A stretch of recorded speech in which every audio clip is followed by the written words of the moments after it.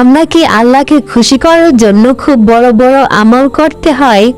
না, আল্লাহ ছোট আমলেও অনেক খুশি হন যদি সেটা নিয়মিত আর মন থেকে করা যায়।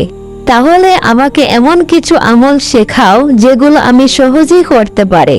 ঠিক আছে, আজ আমি তোমাকে ছোট ছোট কিন্তু দারুণ আমল শেখাবো। ঘুমানোর আগে একটা দোয়া পড়লে সারা শরীর আর মন শান্ত হয়ে যায়। 33 বার সুবহানাল্লাহ, 33 বার আলহামদুলিল্লাহ আর 34 বার আল্লাহু আকবার। সুবহানাল্লাহ মানে আল্লাহ পবিত্র, আলহামদুলিল্লাহ মানে সব প্রশংসা আল্লাহর, আর আল্লাহু আকবার মানে আল্লাহ সবচেয়ে মহান। এটা পড়লে কি হয়? ঘুম ভালো হয়, ক্লান্তি দূর হয় আর আল্লাহ খুব খুশি হয়। সকালে কোন আমলটা সবচেয়ে বেশি ভালো? ফজরের নামাজের পর বসে বসে 100 বার পড়বে সুবহানাল্লাহি ওয়া বিহামদিহি। এর মানে কি? আমি আল্লাহর পবিত্রতা ও প্রশংসা করছি। এটা পড়লে কি হয়? গুনাহ মাফ হয়, মন ভালো থাকে আর আল্লাহ রিজিকে বরকত দেন।